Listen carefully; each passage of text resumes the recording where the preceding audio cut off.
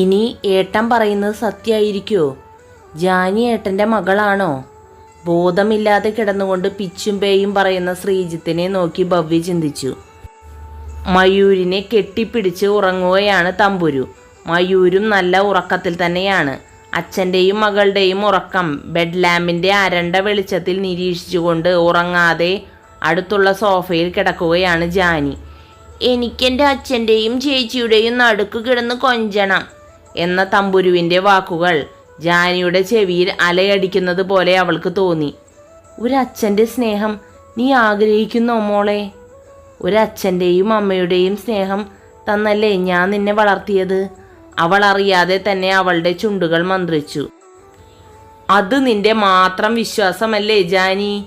ചേച്ചിയുടെ സ്ഥാനത്ത് നിന്നും അമ്മയുടെ സ്നേഹം കൊടുത്താൽ ചേച്ചിയുടെ സ്നേഹം മാത്രമേ കിട്ടൂ, അല്ലാതെ അമ്മയുടെ സ്നേഹം കിട്ടില്ല. നീ എത്ര ശ്രമിച്ചാലും ഒരച്ഛൻ്റെ സ്നേഹം നിനക്ക് അവൾക്ക് കൊടുക്കാൻ കഴിയില്ല.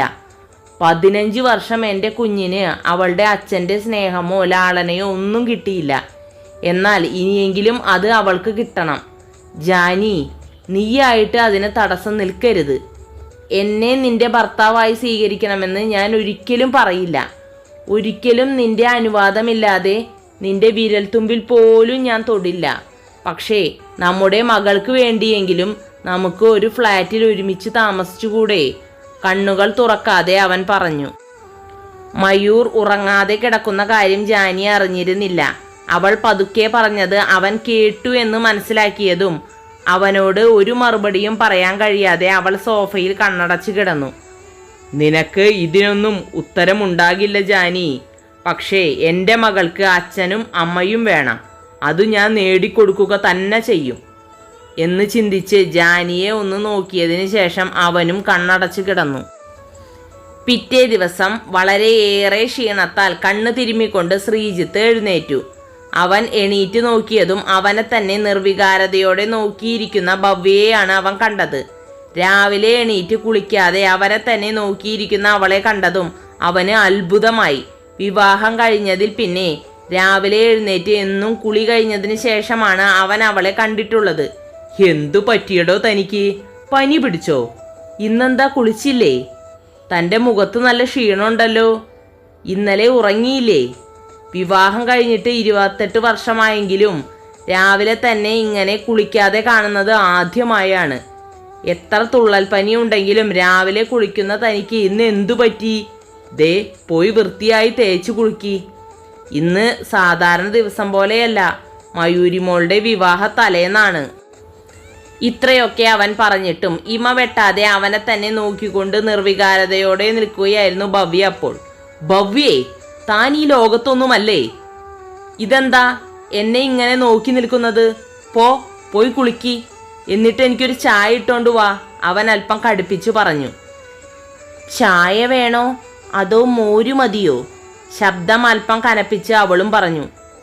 ഓ സോറി മൈ ഡിയർ, ഞാൻ ഇന്നലെ അല്പം കൂടുതൽ കുടിച്ചു. ഓ, ഇപ്പോഴാണ് കാര്യം പിടികിട്ടിയത്. അതിൻ്റെ ദേഷ്യമാണോ താൻ ഈ കാണിക്കുന്നത്? തനിക്ക് ഈ സ്വഭാവം ഇല്ലാത്തതാണല്ലോ. ഇതിനു മുമ്പും ഞാൻ കുടിക്കാറില്ലേ? അപ്പോൾ ഒന്നുമില്ലാത്ത ഈ പരിഭവം ഇന്ന് എങ്ങനെ വന്നു? അവൾ അതിന് മറുപടിയൊന്നും പറഞ്ഞില്ല. പകരം കയ്യിലിരുന്ന ഫോണിലെ വീഡിയോ ഓപ്പൺ ചെയ്ത് അവന് മുമ്പിൽ വെച്ചു കൊടുത്തു.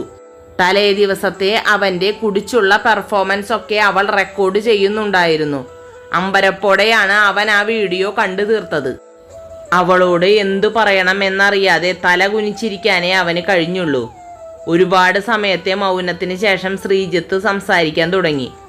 വിവാഹത്തിന് മുമ്പ് ചെയ്ത ഒരു വലിയ തെറ്റ്, ആ വലിയ തെറ്റിൻ്റെ ശിക്ഷ അനുഭവിക്കാൻ നീയും വിധിക്കപ്പെട്ടല്ലോ.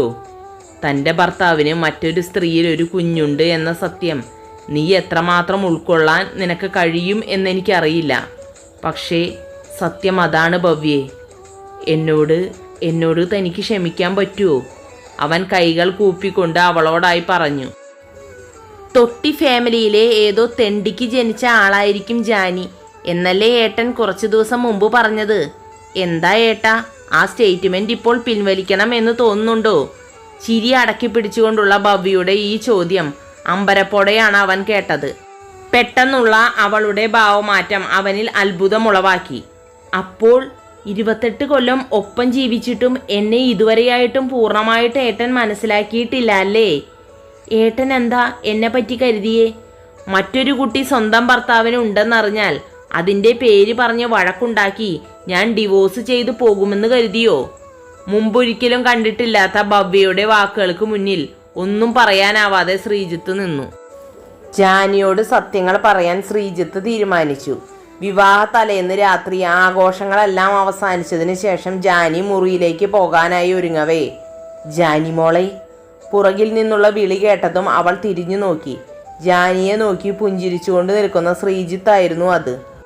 മോൾക്ക് ഉറക്കം വരുന്നുണ്ടോ? ശ്രീജിത്ത് വാത്സല്യത്തോടെ ചോദിച്ചു. മോളോ? ആരുടെ മോള്? ഇന്നലെ തൊട്ട് ഞാൻ ശ്രദ്ധിക്കുകയാണ്. ഇപ്പോൾ എന്നെ കാണുമ്പോൾ എന്താ വലിയ സ്നേഹം? പണ്ട് നിങ്ങൾക്ക് എന്നോട് വലിയ പുച്ഛായിരുന്നല്ലോ. മോൾ എന്നെ എന്ത് വേണമെങ്കിലും പറഞ്ഞോളൂ. മോൾ എന്തു പറഞ്ഞാലും കേൾക്കാൻ ഞാൻ ബാധ്യസ്ഥനാണ്, നിഷ്കുഭാവത്തിൽ അവൻ പറഞ്ഞു. നിങ്ങൾക്ക് എന്നോട് എന്തു പറയാനാ? എനിക്ക് നിങ്ങൾ പറയുന്നതൊന്നും കേൾക്കാൻ താല്പര്യമില്ല എന്ന് പറഞ്ഞുകൊണ്ട് അവൾ നടക്കാൻ ഒരുങ്ങി. എൻ്റെ പൊന്നു മോളെ, എനിക്കൊരു മിനിറ്റ് സമയം താ, അവൻ കൈകൾ കൂപ്പിക്കൊണ്ട് പറഞ്ഞു. ശ്രീജിത്തിൻ്റെ ഭാവമാറ്റം കണ്ട് ജാനി അന്തിച്ചുപോയി. എന്നാലും കാര്യം എന്താണെന്നറിയാൻ അവളും തീരുമാനിച്ചു. മാണിക്കശ്ശേരിയിലെ വിശാലമായ ഗാർഡനിലെ ബെഞ്ചിലിരിക്കുകയാണ് ജാനിയും ശ്രീജിത്തും. തമ്പുരുവിനെ പഠിപ്പിക്കാനും ഫ്ലാറ്റിലെ ചിലവുകൾക്കൊക്കെയായി മോൾ ഒരുപാട് കഷ്ടപ്പെടുന്നുണ്ട് അല്ലേ? ഒരു തുടക്കം എന്ന പോലെ അവൻ ചോദിച്ചു. ഇത് ചോദിക്കാനാണോ എന്നോട് സംസാരിക്കണമെന്ന് പറഞ്ഞത്? എൻ്റെ ബുദ്ധിമുട്ടുകളൊന്നും നിങ്ങളോട് പറയേണ്ട കാര്യം എനിക്കില്ല. പിന്നെ എനിക്കൊരു പേരുണ്ട്, ജാനകി. എന്നെ അങ്ങനെ വിളിച്ചാൽ മതി.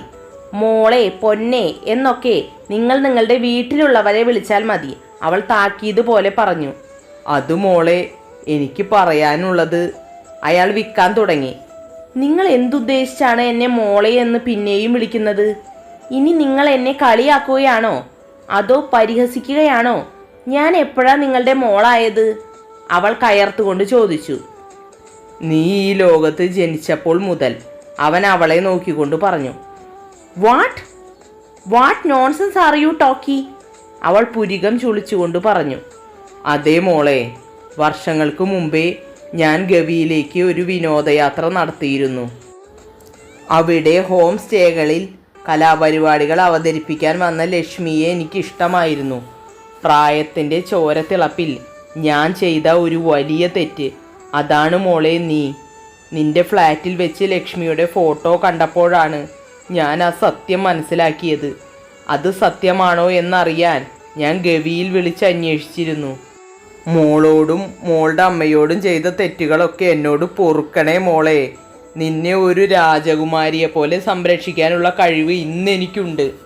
നിനക്ക് കിട്ടാതെ പോയ ഒരു അച്ഛൻ്റെ സ്നേഹം ഇനി മുതൽ നിനക്ക് വാരിക്കോരി തരാൻ ഞാൻ തയ്യാറാണ്, എൻ്റെ ശ്വാസം നിലയ്ക്കുന്നത് വരെ, അയാൾ തല കുനിച്ചുകൊണ്ട് പറഞ്ഞു. അയാളുടെ വാക്കുകൾ കേട്ടതും അവൾ കുറച്ചു സമയം ആർത്തു ചിരിച്ചു.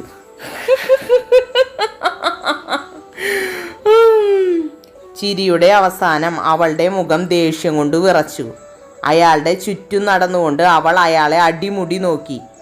എൻ്റെ അമ്മയെ ചതിച്ചത് നിങ്ങളാണോ? ഒരു ശാപം പോലെ എന്നെ കൊടുത്തിട്ട് മറ്റൊരു സ്ത്രീയെ വിവാഹം കഴിച്ച് നിങ്ങൾ അമേരിക്കയിലേക്ക് പോയി അല്ലേ? ഞാനും എൻ്റെ അമ്മയും പുഴുക്കളെ പോലെയാണ് അവിടെ ജീവിച്ചത്. ഓർമ്മ വെച്ച കാലം മുതൽ തന്തയില്ലാത്തവൾ എന്ന ഓമനപ്പേര് കേട്ടാണ് ഞാൻ വളർന്നത്. പിഴച്ചു പെറ്റവൾ എന്നും തേവിടിച്ചു എന്നൊക്കെയുള്ള വിളികൾ കേൾക്കുമ്പോൾ എൻ്റെ അമ്മ നെഞ്ചു പൊട്ടി കരഞ്ഞിരുന്നു. അന്നൊന്നും ആ പാവം നിങ്ങളെ പറ്റി ഒരു വാക്കുപോലും എന്നോട് പറഞ്ഞിട്ടില്ല, ഒരു സൂചന പോലും എനിക്ക് തന്നിട്ടില്ല. എൻ്റെ കാര്യം ഓർത്ത് എനിക്ക് സങ്കടമില്ല. പക്ഷേ എൻ്റെ അമ്മയുടെ ജീവിതം ദുരിതപൂർണമാക്കി തീർത്തത് നിങ്ങൾ ഒരാൾ മാത്രമാണ്. ഇപ്പോൾ അച്ഛനാണെന്ന് പറഞ്ഞു വന്നിരിക്കുന്നു. നായേ, വെറുതെയല്ലടാ നിനക്ക് കുട്ടികളില്ലാതെ പോയത്. കണ്ണുകളെല്ലാം ചുമന്ന് ഒരു ഭദ്രകാളിയെ പോലെ ഉറഞ്ഞു തുള്ളി അലറി വിളിച്ചുകൊണ്ട് അവൾ പറഞ്ഞു. അയാളുടെ ഷർട്ടിൻ്റെ കോളറിൽ കയറി പിടിച്ച് വലിച്ചുകൊണ്ട് അവൾ അയാളുടെ മുഖത്തേക്ക് ആഞ്ഞു തുപ്പി. ജാനി, നിനക്കെന്താ ഭ്രാന്ത് പിടിച്ചോ? അപ്പോൾ തന്നെ മയൂർ ഓടിച്ചെന്ന് അവളെ പിടിച്ചു മാറ്റി. വിട്ടെന്നെ, എന്നെ വിടാൻ, ഈ പന്നിയെ ഞാൻ കൊല്ലട്ടെ. എന്നൊക്കെ പറഞ്ഞ് അവൾ മയൂരിന്റെ കൈകളിൽ കിടന്ന് കുതറി. അവളെ വിട്ടേക്ക് മോനെ, അവൾ എന്നെ എന്തു വേണമെങ്കിലും ചെയ്തോട്ടെ, എന്നെ കൊന്നോട്ടെ. പാപിയാണ് ഞാൻ, മഹാപാപി. ലക്ഷ്മിയുടെയും ജാനിയുടെയും ജീവിതം ഒരുപോലെ തകർത്തവനാണ് ഞാൻ, തല കുനിച്ചുകൊണ്ട് ശ്രീജിത്ത് പറഞ്ഞു. അപ്പോഴേക്കും അവിടേക്ക് മുത്തശ്ശിയും ശ്രീനാഥും കലയും ഭവ്യയും എല്ലാം എത്തിയിരുന്നു. മോള് തരുന്ന എന്ത് ശിക്ഷയും വാങ്ങാൻ ഈ അച്ഛൻ തയ്യാറാണ് മോളെ. മോളോ? ആരുടെ മോള്? ജനിപ്പിച്ചത് കൊണ്ട് മാത്രം ആരും അച്ഛനാകുന്നില്ലടോ എന്ന് പറഞ്ഞുകൊണ്ട് ജാനി പിന്നെയും അലറിക്കൊണ്ട് അയാൾക്ക് നേരെ കുതിച്ചു. അപ്പോഴേക്കും മയൂർ അവളെ എടുത്ത് അവന്റെ ചുമലിലിട്ടുകൊണ്ട് അകത്തേക്ക് നടന്നുപോയി. മോളെ ജാനി, ഈ അച്ഛനോട് പൊറുക്കു മോളെ. ലക്ഷ്മി, ഈ മഹാപാപിയോട് ക്ഷമിക്കില്ലേ നീ? ആർത്ത് കരഞ്ഞുകൊണ്ട് ശ്രീജിത്ത് അലറി വിളിച്ച് മുട്ടുകുത്തി താഴെയിരുന്നു. ഏട്ടാ എന്ന് വിളിച്ച് ഭവ്യ ഓടിച്ചെന്ന് അവനെ കെട്ടിപ്പിടിച്ച് കരഞ്ഞു. എന്താ ഈ കേൾക്കണേ? ഇതൊന്നും കാണാനും കേൾക്കാനുമുള്ള ശക്തി എനിക്കില്ല. എൻ്റെ മാണിക്കശ്ശേരി ഭഗവതി, ഞങ്ങളെ കാക്കണേ എന്ന് പറഞ്ഞ് മുത്തശ്ശി കരയാൻ തുടങ്ങി. ഹലോ കൂട്ടുകാരെ, ജാനിക്ക് ശ്രീജിത്തിനോട് പൊറുക്കാൻ കഴിയുമോ?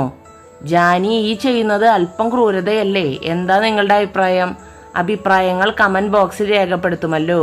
പിന്നെ സബ്സ്ക്രൈബ് ചെയ്യാതെ ഏതെങ്കിലും കൂട്ടുകാർ കാണുന്നുണ്ടെങ്കിൽ ദയവ് ചെയ്ത് സബ്സ്ക്രൈബ് ചെയ്തതിന് ശേഷം കേൾക്കാൻ ശ്രമിക്കണേ.